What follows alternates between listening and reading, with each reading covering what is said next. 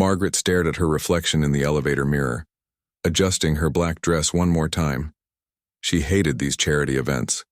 Sure, they were good for business and made her company look caring, but spending 3 hours making small talk with people she barely knew wasn't exactly her idea of a fun Saturday night.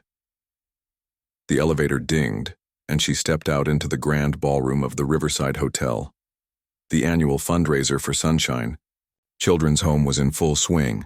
Tables covered in white cloth filled the room, each one decorated with small bouquets of yellow flowers.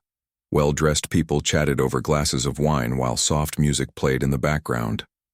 "Margaret, so glad you could make it." David Rodriguez, the event organizer, appeared at her side with a warm smile. "Your company's donation this year was incredibly generous." She nodded politely. "It's important to give back to the community." The words came out automatically. She'd said them so many times they felt rehearsed. As David led her to her table, Margaret's mind was already on Monday morning's board meeting. She had a presentation to finalize and 3 contracts to review. This event was just another item to check off her list. Dinner was the usual affair. Chicken that was either too dry or too salty, vegetables that had seen better days, and dessert that looked prettier than it tasted. Margaret found herself checking her phone under the table, scrolling through emails and trying to look interested when her table mates talked about their kids' soccer games and school projects. Then the speeches started. Mrs. Patterson, the director of Sunshine Children's Home, walked up to the microphone. She was a woman in her 60s with kind eyes and gray hair pulled back in a simple bun. When she spoke, her voice carried the weight of someone who'd spent decades caring for children who had nowhere else to go. "Thank you all for being here tonight," she began. "Your support means the world to us, but more importantly, it means the world to the 43 children who call Sunshine their home." Margaret half listened as Mrs. Patterson talked about new programs and improvements to the facility. She'd heard similar speeches at dozens of charity events, but then something caught her attention. "Our biggest challenge," Mrs. Patterson continued, "isn't funding for basic needs. It's finding families for our older children. Most people want to adopt babies or toddlers. Children over 10 often age out of the system without ever finding a permanent home." The room grew quiet. Margaret noticed people shifting in their seats, suddenly uncomfortable. "These children have so much to offer." Mrs. Patterson's voice grew stronger. "They're talented, resilient, and full of dreams. But they need someone to believe in them. Someone to see past their age and their past and give them a chance at a real family." Margaret felt her assistant Tom lean over and whisper, "This is heavier than usual." She nodded but found herself actually listening for the first time that evening. Maybe it was the wine, or maybe it was the way Mrs. Patterson's voice cracked slightly when she talked about children aging out of the system, but something stirred in Margaret's chest. After the speech, people went back to their conversations.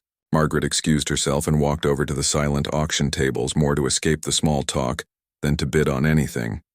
She was looking at a weekend getaway package when Mrs. Patterson appeared beside her.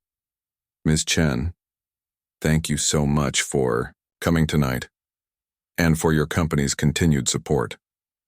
"Of course," Margaret replied. "Your speech was very moving." Mrs. Patterson smiled sadly. "It's hard to talk about, but people need to know. We have children who've been with us for years, bright, wonderful kids who just want someone to love them." Margaret found herself asking, what makes it so difficult? The older children, I mean.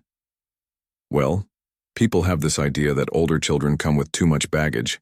They worry about behavioral problems or attachment issues.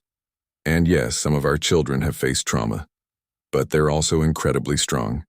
They've survived things most adults couldn't handle. Something about the way Mrs. Patterson spoke made Margaret want to know more. "Do you have children who are particularly talented, in arts or music?" "Oh my goodness, yes." Mrs. Patterson's face lit up. "We have children who are amazing artists, others who excel in sports, and some with incredible musical abilities. There's one girl who plays piano like she was born with keys under her fingers." Margaret felt a strange flutter in her chest. Her grandmother had been a pianist. The old Steinway grand piano still sat in her penthouse, untouched for years except for monthly tunings. Her grandmother used to say that music was the language of the heart, that it could heal wounds words couldn't reach.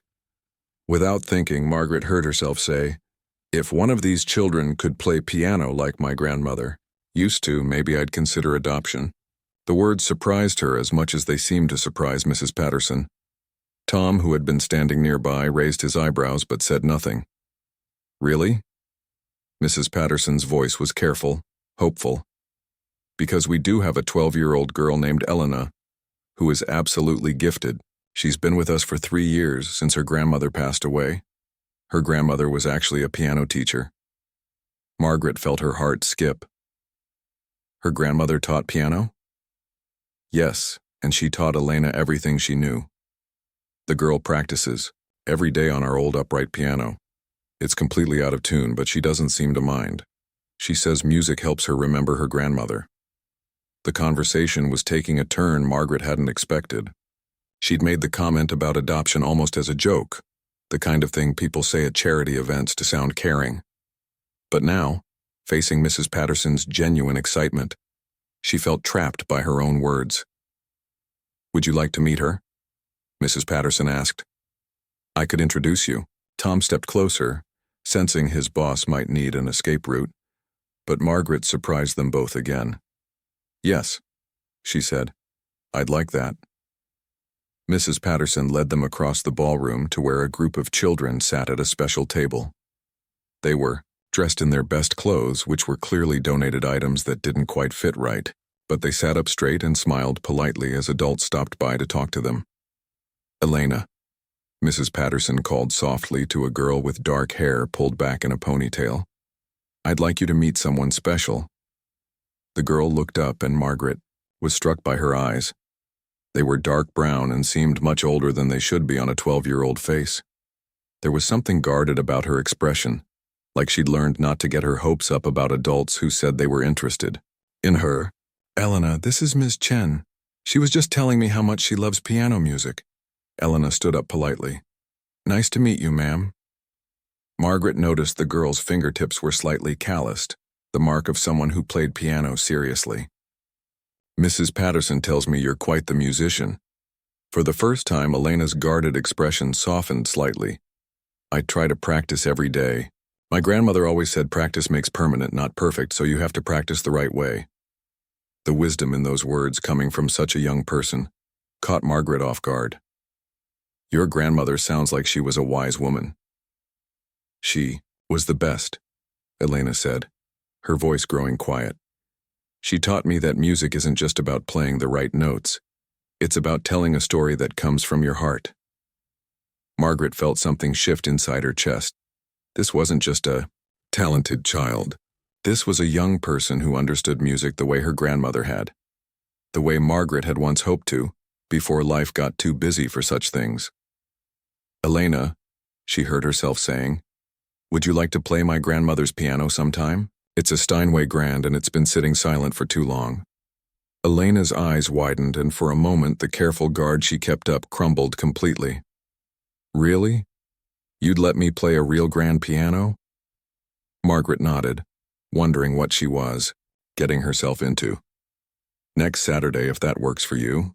As they exchanged details and Mrs. Patterson beamed with barely contained excitement, Margaret realized she'd just made a commitment that could change everything. She'd gone from trying to survive a boring charity dinner to potentially adopting a child, all because of a few words about piano music. The rest of the evening passed in a blur. Margaret found herself thinking about the old piano in her penthouse, about her grandmother's gentle hands on the keys, and about a 12-year-old girl who played music to remember someone she loved. By the time she got home that night, Margaret was already wondering if she'd made a terrible mistake. But somewhere deep down, in a part of her heart she'd forgotten existed, she was also wondering if she'd just made the best decision of her life. Saturday morning came faster than Margaret expected. She stood in her kitchen making coffee and staring out at the city skyline, wondering what she'd gotten herself into. The penthouse felt different somehow, like it was holding its breath, waiting for something to happen. She'd spent the entire week second-guessing her invitation to Elena. What did she know about 12-year-old girls? What did she know about children? At all. Her life was meetings, presentations, and quarterly reports. She could handle a boardroom full of executives, but the thought of spending an afternoon with a child made her nervous. Tom had offered to stay and help, but Margaret declined. This felt like something she needed to do alone, though she couldn't explain why. The doorbell rang at exactly 2 o'clock.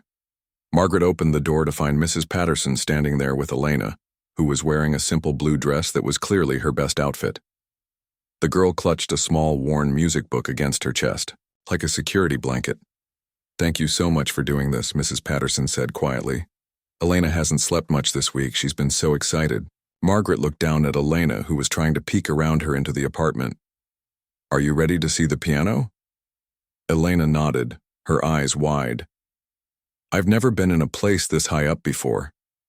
Margaret led them through the living room toward the far corner where the Steinway sat. She'd had it tuned yesterday, the first time in over 2 years. The piano tuner had asked if she was thinking of playing again, and she'd just said maybe. When Elena saw the piano, she stopped walking completely. Her mouth fell open, and the music book slipped from her hands. "It's beautiful," she whispered. The Steinway was indeed magnificent. Black and glossy, it dominated the corner of the room like a sleeping giant. Margaret's grandmother had saved for years to buy it, working extra jobs and skipping meals. It had been the center of their small apartment, the heart of everything. "Would you like to try it?" Margaret asked. Elena looked up at her, then at Mrs. Patterson, as if she needed permission to believe this was really happening. "I can really play it. That's why you're here." Elena approached the piano like she was walking into a church. She ran her fingers along the edge, careful not to leave any marks. When she lifted the fallboard to reveal the keys, she actually gasped. "They're so white," she said, "and look how they shine." Margaret realized that Elena was probably used to playing on old yellowed keys that stuck and didn't work properly. This piano, with its perfectly weighted keys and rich tone, must seem like a dream. Elena sat down on the bench and adjusted her position. Margaret noticed how she sat up straight, how she placed her feet flat on the floor, how her hands hovered over the keys for a moment before touching them. These were the habits of someone who'd been taught properly. "What would you like me to play?" Elena asked. "Whatever you'd like," Margaret replied, settling into a chair nearby.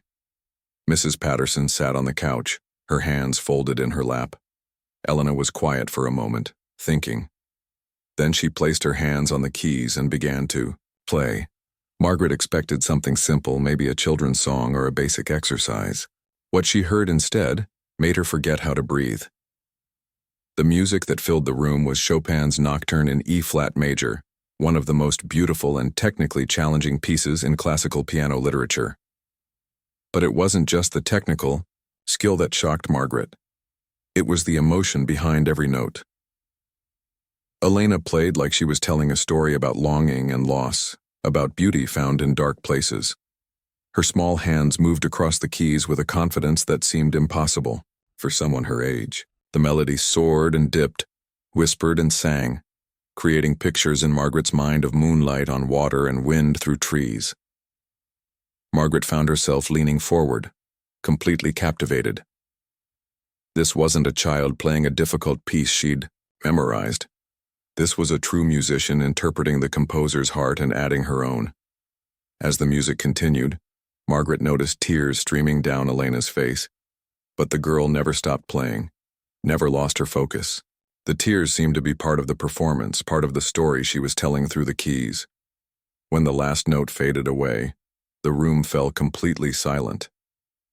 Elena sat with her hands still on the keys, her shoulders shaking slightly. "Elena," Mrs. Patterson said softly, "that was incredible." Margaret couldn't find words. She'd heard professional pianists play that piece, but none of them had moved her the way Elena just had. The emotion, the raw honesty in the music, was unlike anything she'd experienced. "Where did you learn to play like that?" Margaret finally managed. Elena wiped her eyes with the back of her hand. "My grandmother taught me this piece before she got sick. She said it was about remembering beautiful things even when you're sad, and—" "You remember all of it? Without sheet music?" Elena nodded. Grandmother said the music should live in your heart, not just on paper. She made me practice until I could play it with my eyes closed, until I could feel every note instead of just thinking about it. Margaret was quiet for a long moment. When she was young, her grandmother had tried to teach her piano, but Margaret had been impatient. She'd wanted to play complicated pieces right away without learning the basics. Eventually, she'd given up, claiming she was too busy with school. "Would you like to play something else?" Margaret asked. Elena's face lit up. "Could I? I know lots of pieces. Play whatever makes you happy." Elena launched into a Bach invention, her fingers dancing across the keys with joy instead of sadness. Then she played a Mozart sonata that sparkled with playfulness. Each piece showed a different side of her personality, a different emotion she was capable of expressing through music. Margaret found herself relaxing for the first time in months. The stress of work, the constant pressure to make decisions and solve problems, all of it faded away as Elena's music filled the apartment. This was what her grandmother had tried to tell her years ago about the healing power of music. After about an hour, Elena stopped playing and turned around on the bench. "This piano is amazing. The keys feel like clouds and the sound is so rich and warm." "It belonged to my grandmother," Margaret said. "She would have loved hearing you play it." "What was she like?" Elena asked. Margaret smiled, remembering. "She was patient and kind. She tried to teach me to play, but I was too stubborn to listen. She always said that music was the language of the heart, that it could say things words couldn't." "My grandmother said something like that too," Elena replied. "She said music was like a bridge between people, that it could help you understand someone even if you'd never met them." Mrs. Patterson checked her watch. "We should probably head back soon. Elena has homework to finish." But Elena wasn't ready to leave. "Could I play one more piece, please?" Margaret nodded. "Of course." This time, Elena played something Margaret didn't recognize. It was simpler than the Chopin, but somehow more personal. The melody was sweet and sad at the same time, like a lullaby for someone who was far away. "What was that?" Margaret asked when Elena finished. "I wrote it," Elena said quietly. "After my grandmother died. I didn't have words for how I felt, so I made music instead." Margaret felt something crack open in her chest. This child had lost the person she loved most in the world and had channeled that grief into something beautiful. She'd taken her pain and transformed it into art. "Elena," Margaret said, surprising herself with what she was about to say, "would you like to come back next week? To play the piano again?" Elena's face transformed with joy. "Really? You'd let me come back? I think this piano has been lonely without music in it. And I think maybe you could teach me a few things about playing." As they prepared to leave, Elena carefully closed the fallboard and ran her hand over the piano one more time. "Thank you," she said. "This was the best day I've had in a long time." After they left, Margaret sat alone in her apartment, which somehow felt different now. The silence wasn't peaceful anymore. It felt empty. For the first time in years, she walked over to the piano, lifted the fallboard, and pressed a single key. The note hung in the air, pure and clear, waiting for others to join it. Margaret realized that Elena hadn't just played music in her apartment today. She'd awakened something that had been sleeping for too long. Margaret stared at the adoption papers spread across her dining table. The legal language was dense and formal, nothing like the contracts she was used to reading. Words like permanent guardianship and parental responsibility seemed to jump off the page, each one carrying weight she hadn't fully understood when she first made her promise. It had been 3 weeks since Elena's first visit to play the piano. 3 weeks of Saturday afternoon sessions that had become the highlight of Margaret's week. But now, faced with the reality of actually adopting Elena, Margaret felt like she was drowning. Her lawyer, Patricia Williams, sat across from her with a patient expression. "These are standard adoption documents, Margaret. But I have to ask, are you certain about this? Adopting a 12-year-old is very different from adopting an infant." Margaret set down her pen. "What do you mean?" "Well, Elena has already formed her personality, her habits, her way of seeing the world. She's been through trauma with losing her grandmother. There might be behavioral issues, attachment problems, difficulties adjusting to a new life. Yow. Words hit Margaret like cold water. Mrs. Patterson never mentioned behavioral problems. She might not know about them yet. Children often act differently when they're placed in new homes. The honeymoon period ends, and then you see the real challenges. Margaret walked to the window, looking out at the city below. When she was building her company, every decision was based on data, projections, careful analysis. But this decision felt different. It was based on something she couldn't measure or predict. Her phone rang, interrupting her thoughts. It was Tom. Margaret, I hate to bother you on Sunday, but we have a crisis with the Mitchell account. They're threatening to pull out if we don't have someone in their office first thing Monday morning. Margaret closed her eyes. The Mitchell account was worth $12 million. I'll handle it. Schedule me on the first flight out. After she hung up, Patricia was watching her carefully. Is this what I mean, Margaret? Your life is demanding. A child needs consistency, stability, someone who's present. Are you prepared to change your entire lifestyle? The question haunted Margaret for the rest of the week. She spent 4 days in Chicago dealing with the Mitchell crisis, working 18-hour days to save the account. She barely had time to eat, let alone think about Elena.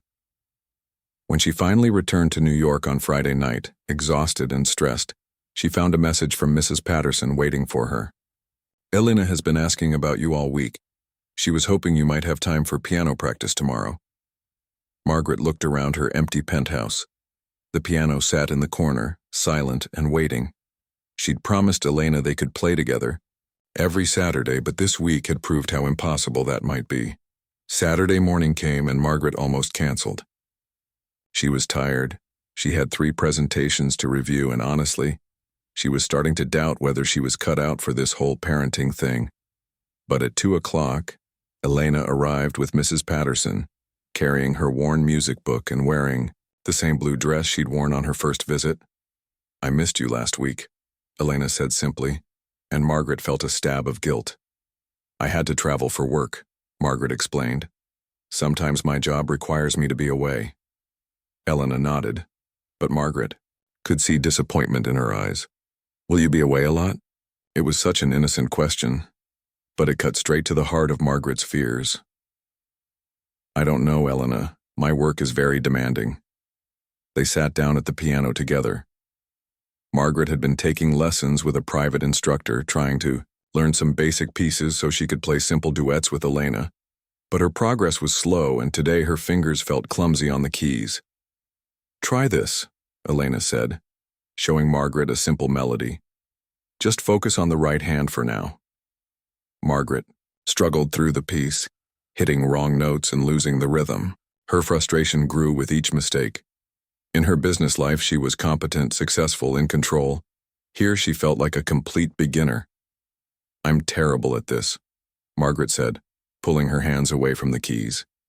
You're not terrible, Elena said gently. You're learning. My grandmother always said that everyone starts somewhere. But you started when you were tiny. I'm starting too late. Elena was quiet for a moment. Can I tell you something? I wasn't always good at piano. When I first started, I cried every day because I couldn't make my fingers do what I wanted. My grandmother had to sit with me and help me press each key. Margaret looked at Elena's small hands, which moved across the piano like they belonged there. Really? Really. And when my grandmother got sick, I stopped playing for months. When I finally tried again, I'd forgotten almost everything. I had to start over. What made you start again?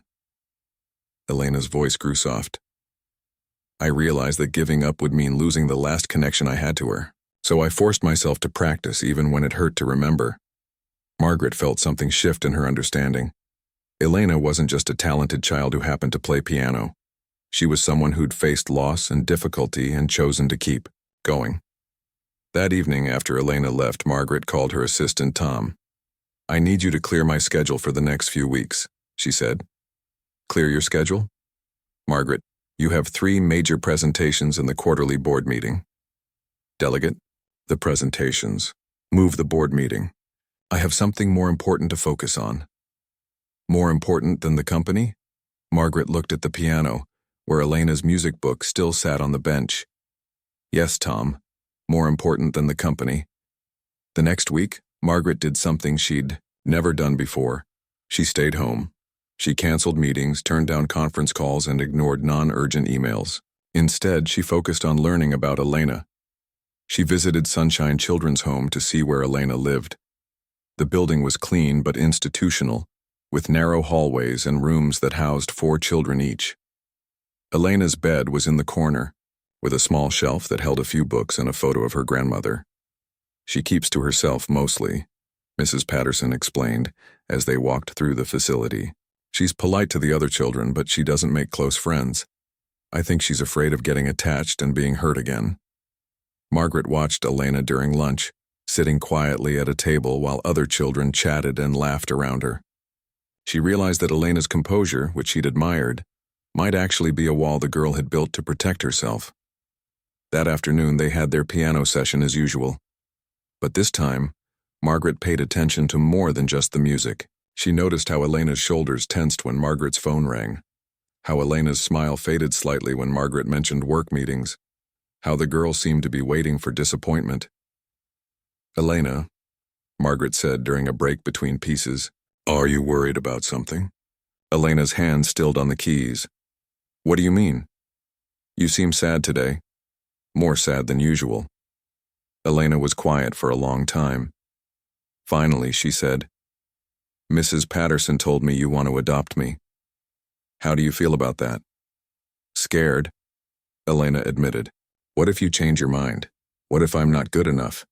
What if you decide you don't really want a kid after all?" Margaret felt her heart break a little. "What would make you think that?" "It happened before," Elna said quietly. "Last year, a couple wanted to adopt me. They took me to their house for visits, and I thought maybe I'd finally have a real family. But then they decided they wanted a younger child instead." Margaret had no idea Elena had been through that kind of rejection. "Elena, I'm so sorry. They said I was too old, too set in my ways. They wanted someone they could shape from the beginning." Elena's voice was matter-of-fact, but Margaret could hear the pain underneath. "That must have hurt terribly." "I don't want to go through that again," Elena said. "So if you're going to change your mind, could you do it now? Before I start hoping too much?" Margaret looked at this brave, guarded child who'd learned to expect disappointment from adults. She thought about her demanding career, her unpredictable schedule, her apartment that had never heard the sound of children's laughter.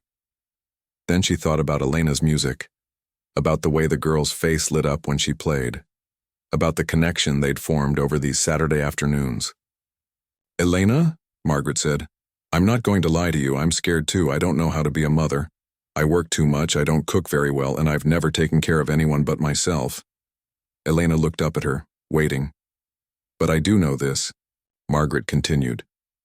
"These Saturday afternoons have become the best part of my week.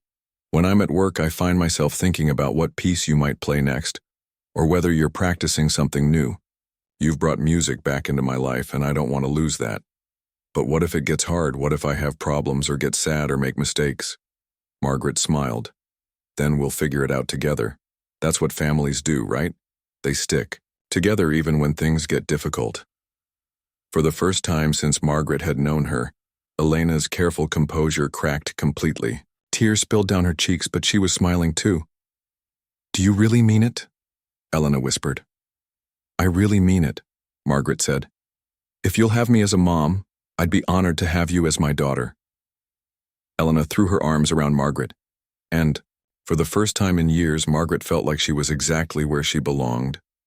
Moving day arrived on a gray Tuesday morning in October. Margaret stood in Elena's small room at Sunshine Children's Home, watching the girl carefully fold her few belongings into 2 cardboard boxes. Everything Elena owned in the world fit into those boxes, and the sight made Margaret's chest feel tight. "Is this everything?" Margaret asked gently. Elena nodded, holding up a small framed photo of her grandmother. "This is the most important thing. Everything else is just clothes and books." Mrs. Patterson appeared in the doorway with a manila folder. "These are Elena's school records and medical files. She's been doing well academically, though her teachers note that she's very quiet in class. As they loaded Elena's boxes into Margaret's car, other children from the home gathered around to say goodbye. A few hugged Elena, but most just waved awkwardly.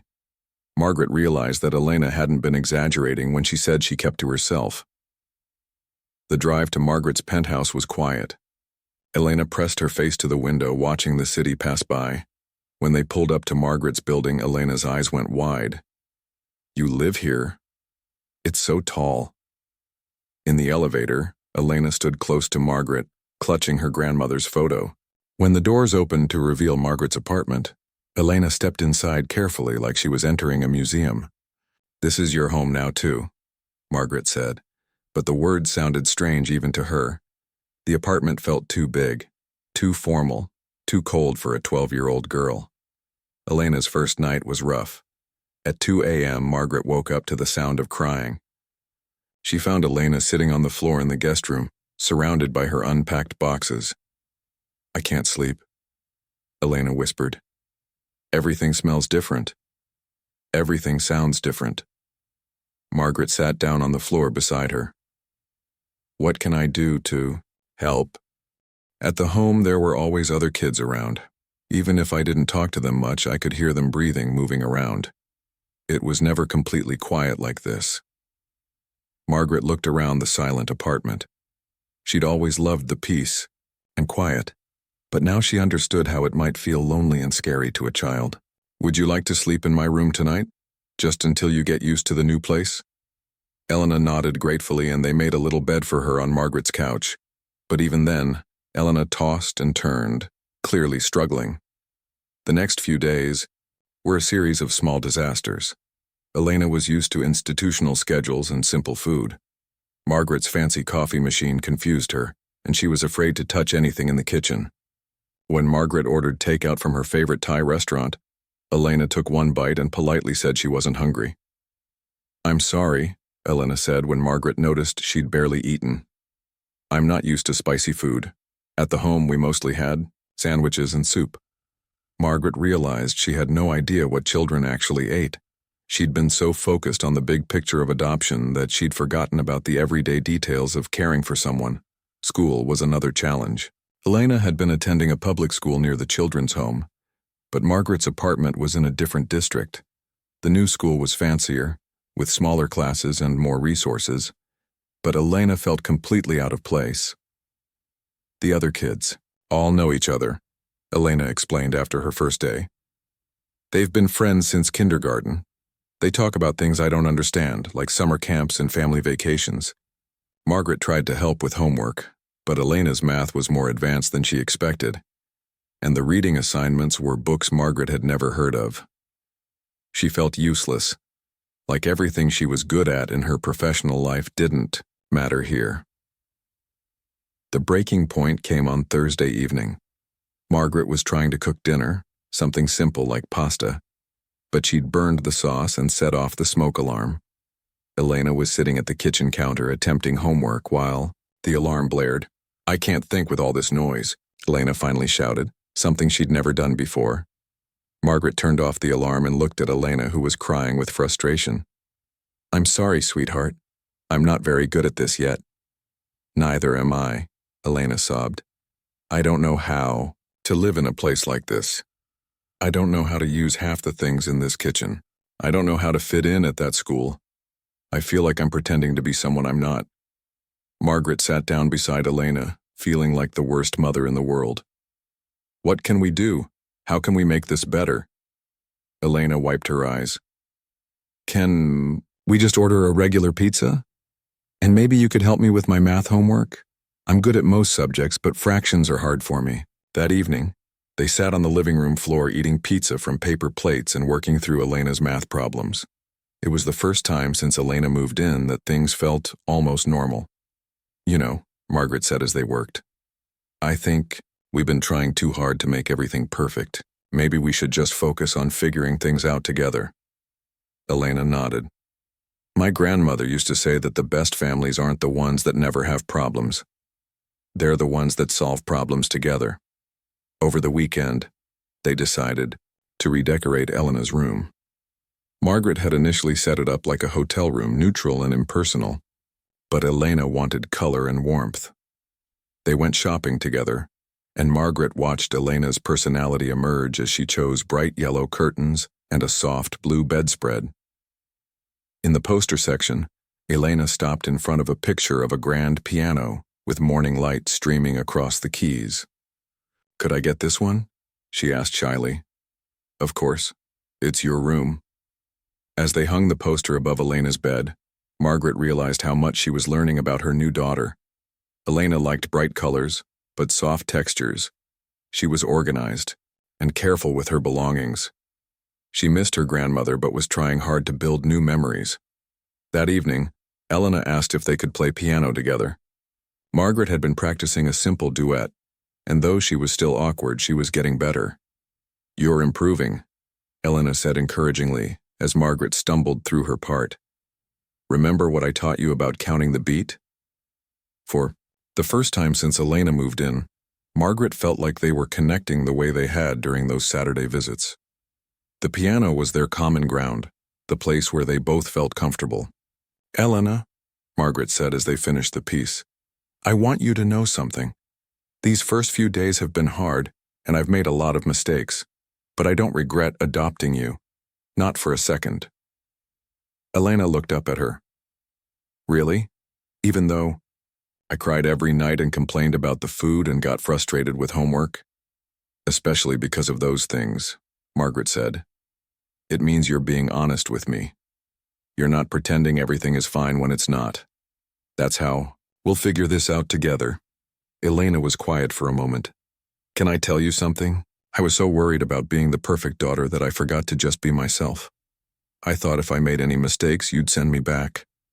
"Elena, I need you to listen to me carefully," Margaret said, turning to face her fully. "You are not on trial here. This is your home now permanently. That means on good days and bad days, when things go well and when they don't. You don't have to earn your place here." Elena's eyes filled with tears, but this time they looked like relief.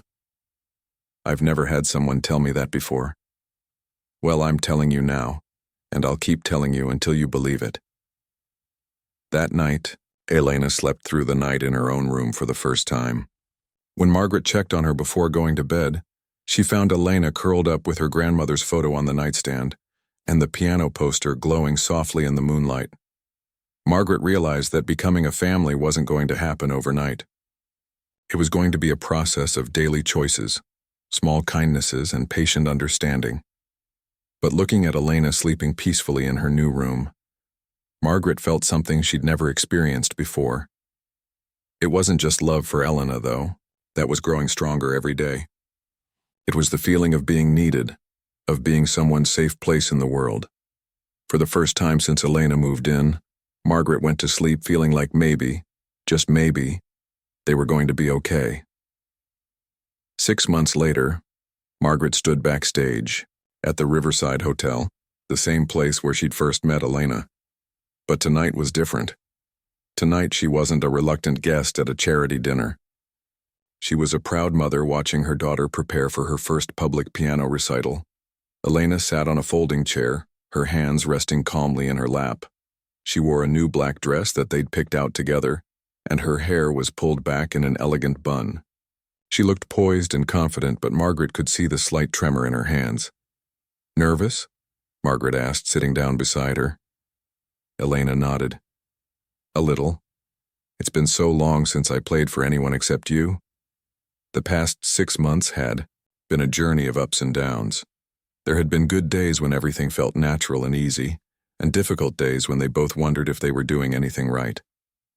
But gradually they'd found their rhythm. Margaret had learned to cook simple meals that Elena actually enjoyed. Elena had made friends at her new school, including a girl named Lily who also loved music. They'd established routines that worked, for both of them, like homework time at the kitchen table while Margaret worked on her laptop nearby. Most importantly, they'd learned to talk to each other. When Elena had nightmares about her grandmother, Margaret would sit with her until she felt better. When Margaret got stressed about work, Elena would play soft music to help her relax. The piano had become the heart of their home. They practiced together every evening, Margaret slowly improving while Elena patiently corrected her mistakes. Margaret had even started taking formal lessons again, determined to be able to play real duets with her daughter someday. "Ladies and gentlemen," the announcer's voice carried backstage, "please welcome our next performer, Elena Rodriguez-Chen." Margaret felt a surge of pride hearing Elena's hyphenated last name. Elena had chosen to keep her grandmother's surname along with Margaret's, saying she wanted to honor both her past and her future. Elena stood up and smoothed her dress. "Wish me luck, Mom." The words still made Margaret's heart skip. Elena had started calling her mom about 3 months after moving in, and Margaret had never gotten tired of hearing it. "You don't need luck," Margaret said, giving Elena a gentle hug. "You have talent, preparation, and heart. That's all you need." Elena walked onto the stage, and Margaret hurried to her seat in the front row. The ballroom was packed with people, from Sunshine Children's Home, Elena's new school friends, and even some of Margaret's colleagues who had become curious about the girl who had transformed their boss's life. Elena sat at the grand piano and adjusted the bench, just like she did at home. The audience grew quiet, waiting. Margaret held her breath. Then Elena began to play. The piece was the same Chopin nocturne she'd played that first day in Margaret's apartment, but it sounded different now. The sadness was still there, but it was tempered with something else. Hope, maybe. Or peace. As Elena played, Margaret remembered all the moments that had brought them to this point. The first time Elena had laughed at one of Margaret's terrible jokes. The evening they'd baked cookies together and burned half of them. The day Elena had come home from school excited because she'd gotten an A on a math test, and Margaret had felt more proud than she ever had about any business achievement. The music swelled and dipped, telling the story of loss and love, of ending and beginning. Margaret watched Elena's face as she played, seeing the same concentration and passion that had captivated her that first day. But now she also saw confidence, security, the peace that came from knowing you belonged somewhere. When the last note faded away, the ballroom erupted in applause. Elena stood and curtsied gracefully, her face glowing with happiness. Her eyes found Margaret in the audience, and they shared a smile that said everything. After the recital, people crowded around Elena to congratulate her. Margaret watched from a distance as her daughter handled the attention with grace, thanking everyone politely while staying humble about her performance. Mrs. Patterson appeared at Margaret's side. "She's remarkable, isn't she?" "She really is," Margaret agreed. "Sometimes I can't believe how lucky I am." "Oh, my dear," Mrs. Patterson said with a knowing smile. "I think the luck went both ways." Later that evening, back at home, Elena sat at their piano playing softly while Margaret made hot chocolate. It had become their tradition after special events, a quiet way to wind down together. "Mom," Elena said without stopping her playing, "can I tell you something?" "Always." "When I was at the children's home, I used to imagine what it would be like to have a real family. I pictured big holiday dinners and family game nights and parents who came to school events." Margaret brought over 2 mugs of hot chocolate and sat on the couch where she could see Elena's profile as she played. "Did we live up to your imagination?" Margaret asked. Elena smiled, still focused on the keys. "It's different than I imagined, but better too. I thought having a family meant everything would be perfect and easy, but what I learned is that family means having someone who cares enough to work through the hard parts with you." Margaret felt tears prick her eyes. "When did you become so wise?" "I had a good teacher," Elena said, finally stopping her playing and turning to face Margaret. "My grandmother taught me that love isn't just a feeling. It's a choice you make, every day." "She sounds like she was an amazing woman." "She was. And I think she would have really liked you." Elena picked up her hot chocolate and curled up on the couch next to Margaret. "Do you know what I think she would have said about tonight?" "What?" "She would have said that music is meant to be shared, and that the best performances come from a heart that feels safe enough to be vulnerable." Margaret put her arm around Elena, marveling at how perfectly she fit there. "Do you feel safe? With you?" "Always." Elena leaned into Margaret's side. Even when we're figuring things out or having a hard day, I never doubt that you want me here." They sat in comfortable silence for a while, listening to the distant sounds of the city below. Margaret thought about how much her life had changed since that charity dinner almost a year ago. Her penthouse was messier now, full of Elena's books and sheet music and art projects. Her schedule was more flexible, built around school events and piano practice. Her priorities had completely shifted, but most importantly, her heart had expanded in ways she never knew possible. She'd learned that love wasn't about grand gestures or perfect moments. It was about showing up every day, about choosing to see the best in someone even when they were struggling, about creating a safe space where both of you could grow. "Elena," Margaret said softly, "I need to tell you something too." "What's that?" "Before I met you, I thought success meant building a company and making money and proving I could do anything a man could do. And those things mattered, but they didn't make me happy. Not really." Elena looked up at her. "What makes you happy now?" Margaret smiled, looking around their home, filled with music and laughter and the comfortable chaos of shared life. "This, coming home to you practicing piano, helping with homework, hearing about your day at school, watching you grow into the amazing person you're becoming." "Really?" "Really. You didn't just get a mom when I adopted you, Elena. I got a daughter and a purpose and a kind of love I never knew existed." Elena hugged her tightly. "I love you too, Mom." As they got ready for bed that night, Margaret stopped by Elena's room to say goodnight. Elena was already under her covers, but she wasn't asleep. "Mom?" Elena called softly. "Yes, sweetheart?" "Thank you for keeping your promise." Even when it got hard. Margaret smiled, remembering that first night at the charity dinner when she'd made an offhand comment about adopting a child who could play piano. She'd had no idea that simple statement would change both their lives completely. "Thank you for teaching me what family really means," Margaret replied. As she turned off Elena's light and headed to her own room, Margaret could hear Elena humming softly, a new melody she was working on. The sound filled the apartment with warmth and life, turning what had once been just a place to sleep into a real home. The piano that had sat silent for so many years was now the beating heart of their family, just as Margaret's grandmother had always said it should be. And every note Elena played was a reminder that sometimes the most important promises are the ones you make without thinking, the ones that come straight from the heart.